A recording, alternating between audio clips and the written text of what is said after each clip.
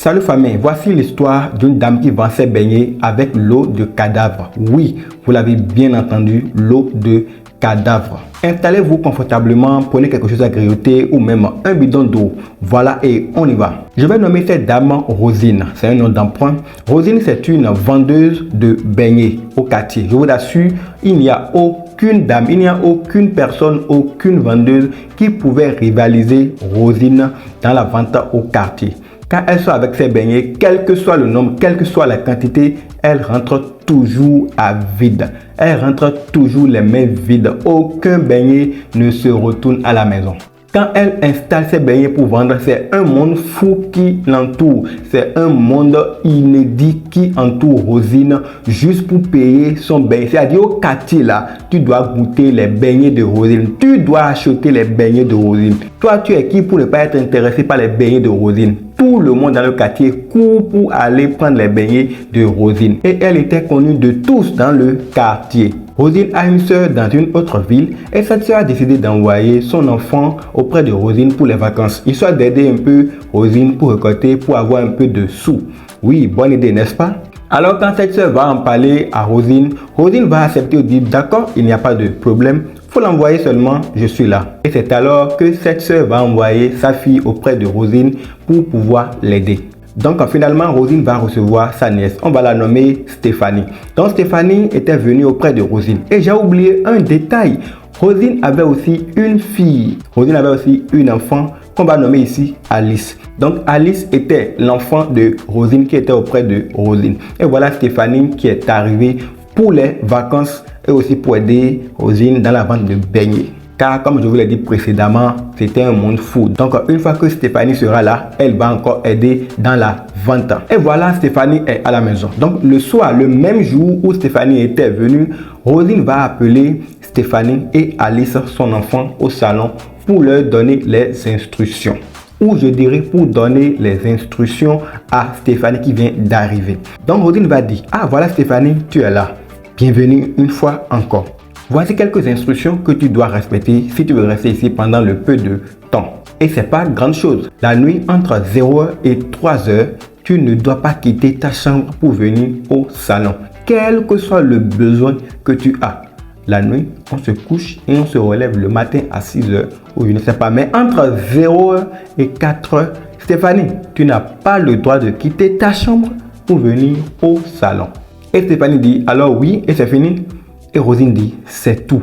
Mais Stéphanie dit, bah, la nuit on dort, donc il n'y a pas de problème à ça là. Il n'y a pas de souci, je vais respecter, il n'y a rien de grave. Et c'est alors que Stéphanie était là. Stéphanie aussi a vu l'affluence des clients une fois au dehors. Et des fois, on donnait des beignets à Stéphanie aussi, qui mangeait, qui aidait pour la vente au dehors et tout. Et tout se passait très bien. Un jour, Rosine avait un rendez-vous et elle devait sortir pour aller pour un voyage qui ne va durer que quelques heures et va revenir dans la soirée.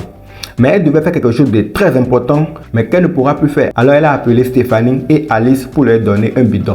Elle leur a dit, prenez ce bidon, allez chez le gardien de la mort qui est à côté là, remettez-lui le bidon. J'ai déposé quelque chose là, elle va vous remettre le truc et vous allez m'amener ça. De grâce, donnez-lui le bidon, juste dites-lui c'est moi qui vous ai envoyé et que vous voulez retirer ce que j'ai déposé là. Est-ce que vous avez vu la stratégie? Donc elle a envoyé les deux enfants. Une fois les deux enfants sont partis et chez le monsieur en question, c'est vrai, ils ont dit, voilà, c'était personne qui nous a envoyé. Donc, le gardien connaissait déjà Alice. Donc, sans doute, il leur a remis le bidon en question. Et retour pour rentrer à la maison, Alice a envie d'uriner. Alors, elle a laissé le bidon à Stéphanie seule pour pouvoir uriner à côté, afin pour qu'elle continue leur chemin. C'est en ça maintenant, monsieur va voir Stéphanie pour dire, mais Stéphanie, qu'est-ce que tu as dans ta main? Ah, elle répond, monsieur, mais ça c'est un bidon, ça se voit, monsieur. C'est un bidon qui contient de l'eau. Et le monsieur va lui demander, tu es sûr que c'est un simple bidon, c'est une simple eau? Stéphanie va dire, oui, mais c'est de l'eau. Il dit, d'accord. Et le monsieur est parti. Donc Stéphanie va pousser sa curiosité pour essayer d'ouvrir un peu le bidon. Et elle va sentir une odeur bizarre, une odeur vraiment nauséabonde. Elle va automatiquement renfermer sa main. Elle va commencer par se faire des idées. Qu'est-ce qu'il y a dans ce bidon et tout. Mais bon, voilà, Alice était de retour et elles ont continué leur chemin. Une fois à la maison, elles ont déposé là et tout et ça passe. Et voilà la nuit venue. Alice dormait tranquillement, mais elle avait envie de boire de l'eau. Quand elle s'est réveillée, elle prenait d'habitude de l'eau dans son bidon et la nuit quand elle se lève comme ça, elle prend et elle boit. Mais cette nuit-là, elle a oublié de prendre l'eau dans son bidon. Elle a oublié de prendre de l'eau dans son bidon. Stéphanie, qu'est-ce que tu as? Stéphanie, quel est ton problème? Est-ce que c'est permis d'oublier comme ça? Est-ce que tu peux oublier de mettre de l'eau dans ton bidon? Oh, tu sais que Rosine a dit que personne ne doit passer au salon la nuit. Personne ne doit faire cette erreur. Mais voilà que tu as oublié de prendre de l'eau dans ton bidon. Oh, maintenant, pour aller prendre de l'eau à la cuisine, il faut forcément prendre par le salon. Alors Stéphanie va commencer par se poser des questions, des tas de questions. Comment je vais faire ça? Voilà, j'ai envie de prendre de l'eau. J'ai envie de me déshydrater. Comment je vais faire cela? Comment s'en sortir de cette affaire? Et bizarrement, il sonnait 0 heure quelque chose. Il sonnait déjà 0 heure. L'heure où c'est interdit même de prendre par le salon. Comment Stéphanie va faire? Et c'est là qu'une idée de génie va traverser Stéphanie. C'est là qu'une idée jamais venue va traverser Stéphanie. Et quelle est cette idée? Stéphanie va se dire qu'elle va faire doucement, marcher sur la pointe de ses pieds pour pouvoir aller prendre son eau et revenir se coucher. Alors elle a pris la résolution, elle s'est levée, elle a commencé par marcher petit à petit, petit à petit. Un peu avant d'aller au salon, elle voit une lumière bizarre au salon. Ah, mais c'est pas la lumière qu'on laisse normalement au salon avant de se coucher. Mais là, c'est une autre lumière qu'ils sont en train de voir. Stéphanie va vouloir maintenant regarder ce qui se passe au salon. Et c'est là elle verra les bougies qui sont allumées. Les bougies sont allumées au salon. Les bougies. Et qui était au milieu? Imaginez-vous qui était au milieu de ces bougies allumées. C'était Rosine, sa tante. Rosine, sa tante était au milieu de ces bougies avec paille blanc attaché qui était venu à la taille. Et elle faisait quoi? Mais Rosine, tu faisais quoi? Tante, tu faisais quoi? Tu fais quoi là, tante? Et c'est là où vous allez voir, la tante est en train de faire le mélange de beignets qu'elle va vendre le lendemain. La tante était en train de mélanger, Rosine était en train de mélanger le beignet, en train de mélanger le beignet. Et imaginez ce qu'elle voit à côté. Elle voit le bidon d'eau qu'elle était allée prendre à la morgue la journée. Stéphanie a vu ça. Et c'est pas fini. Quand elle a vu au milieu, elle voit qu'elle est en train de mélanger, prononcer des paroles incantatoires. Et Stéphanie va dire, tu sais quoi? Stéphanie ne s'en revenait pas. Stéphanie ne croyait pas ce qu'elle voyait. Stéphanie tremblait, mais je suis dans quoi? C'est un rêve, mais je suis dans quoi? C'est quoi? Et elle va décider de se replier. Faire doucement, doucement, doucement pour rejoindre sa chambre. L'envie de prendre de l'eau avait disparu totalement. Elle n'avait plus envie de prendre de l'eau. La soif était partie automatiquement. Stéphanie s'est couchée et voilà, le lendemain, elle s'est réveillée. Elle a eu le dégoût de prendre du beignet. Donc c'était l'eau de la morgue parce que ça sentait bizarre. Donc c'était avec ça on faisait les beignets au milieu des bougies. Et c'est ça, moi-même je mangeais. Elle avait eu un dégoût pour les beignets. Elle a regretté même de venir en vacances. Elle a regretté même de venir chez sa tante pour les vacances. Et comme d'habitude, on a fait les beignets. On a servi Stéphanie. Stéphanie a dit non, que bon, elle ne veut pas aujourd'hui.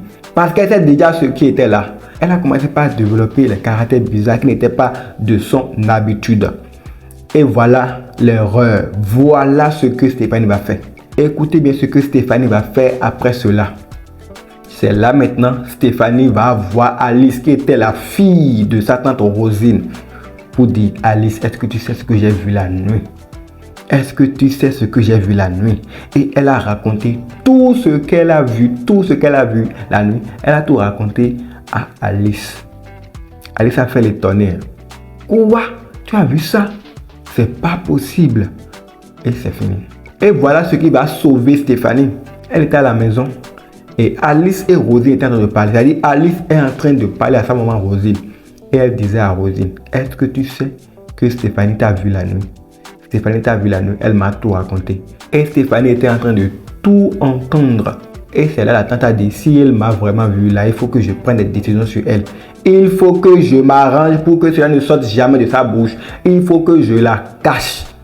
Et quand Stéphanie va entendre ça, qui entend ça, qui peut entendre ça, et rester encore? Qui peut entendre comme ça et rester encore? Est-ce que l'oreille qui entend la guerre échoue encore à la guerre? C'est là Stéphanie va prendre ses pieds au cou, va quitter la maison laissant toutes ses affaires à la maison et est allée voir une maison voisine et a prêté leur téléphone pour appeler sa maman pour dire: maman, si tu as l'argent quelque part, maman va venir. Maman dit: moi, il y a quoi? Elle dit: ne dis rien à tante, envoie-moi l'argent, va venir, va tout te raconter. C'est comme ça Stéphanie va rejoindre sa maman.